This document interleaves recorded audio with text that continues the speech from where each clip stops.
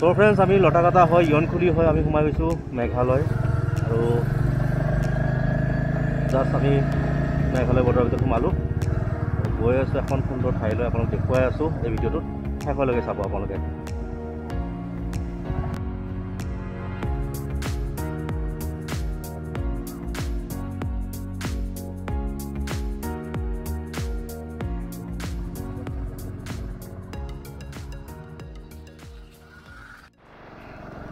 So friends, আপোনালোকক ক'লোৱে বশিষ্ঠৰ পৰা ভিডিঅ'লৈকে আহিলে আপোনালোকে লটাকাটা চাৰিআলি পাব লটাকাটাৰ পৰা চিধা আহিলে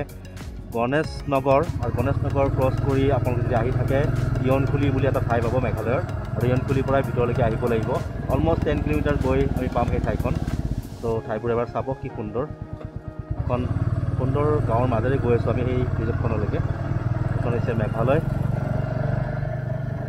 welcome back to my YouTube channel চ' আজি আহিছোঁ গুৱাহাটীৰ পৰা মাত্ৰ 10 কিলোমিটাৰ ভিতৰলৈকে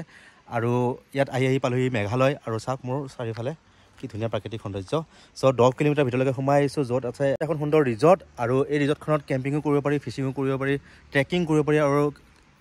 বহুত কিবা কিবি আছে চ' গোটেইখিনি মই দেখুৱাম আজি এই ভিডিঅ'টোত শেষলৈকে চাব যদি ভাল লাগে লাইক এটা কৰিব শ্বেয়াৰ কৰিব ভিডিঅ'টো তেন্তে বলক আজি ভিডিঅ'টো আৰম্ভ কৰোঁ আৰু ফ্ৰেণ্ডছ ভিতৰৰ ৰাস্তাবোৰ চাওক কি সুন্দৰ যিমানে ভিতৰলৈকে গৈ আছোঁ সিমানে ৰাস্তাবোৰ মানে সুন্দৰ দেখা পাইছোঁ কোনো প্ৰব্লেম পোৱা নাই ৰাস্তাত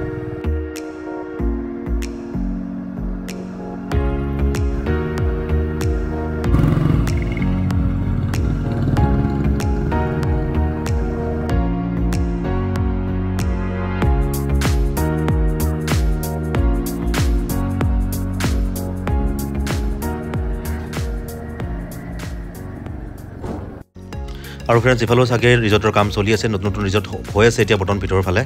চ' আমি গৈ আছোঁ আগবাঢ়ি আৰু কণ্টেক্ট পিছত আমি পামগৈ আমাৰ ডেষ্টিনেশ্যন চ' ফ্ৰেণ্ডছ ফাইনেলি আহি পালোহি আমাৰ ডেষ্টিনেশ্যন যাৰ নাম হৈছে মেডু জাংগল কেম্প আমি এতিয়া পাৰ্কিং কৰি ভিতৰলৈকে সোমাম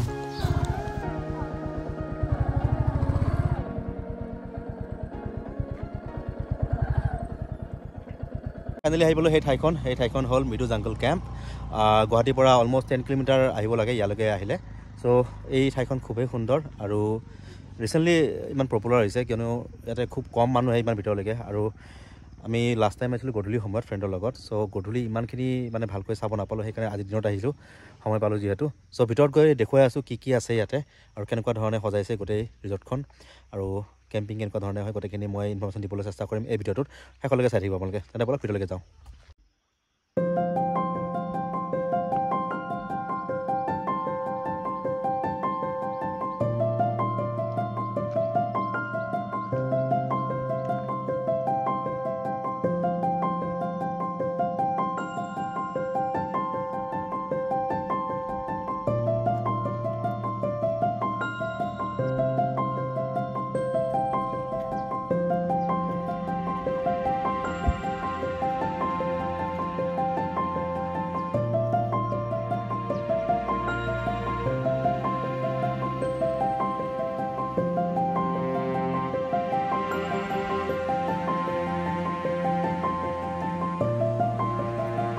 দেখুৱাইছোঁ আপোনালোকক আৰু এইখন হৈছে মেডু জাংগল কেম্প য'ত আপোনালোকে আহি কেম্পিং কৰিব পাৰে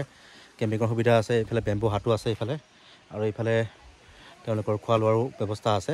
লাঞ্চ ডিনাৰ গোটেইখিনি আৰু ৰাতি যদি কেম্পিং কৰে কেম্পিং কৰি থাকিব পাৰে বনফায়াৰৰ সুবিধা আছে আৰু ফিচিঙো কৰিব পাৰে কাষত এটা পুখুৰী আছে আৰু এইফালে এটা নিজৰা আছে নিজৰাৰ পৰা পানীবোৰ সেইফালে বৈ গৈ আছে চ' ঠাইখন চাওক কি সুন্দৰ আপোনালোকে নাইট কেম্পিং কৰিব কাৰণে যদি বিচাৰে ইয়াতে আহিব পাৰে নিচেই ওচৰতে গুৱাহাটীৰ আৰু যদি ভাবে দিনত লাঞ্চ কৰিবৰ কাৰণে তথাপিও আহিব পাৰে আপোনালোকে খুব সুন্দৰ প্লেচ আৰু যিটো গুৱাহাটীৰ পৰা ইয়ালৈকে জাৰ্ণি খুব ভালেই লাগে মেঘালয়ৰ এখন সৰু গাঁৱৰ মাজেৰে আহিব লগা হয় ইয়াতে আৰু খুব ঠাইখন খুবেই সুন্দৰ চ' মই দেখুৱাই আছোঁ ইয়াৰে ঠাইখিনি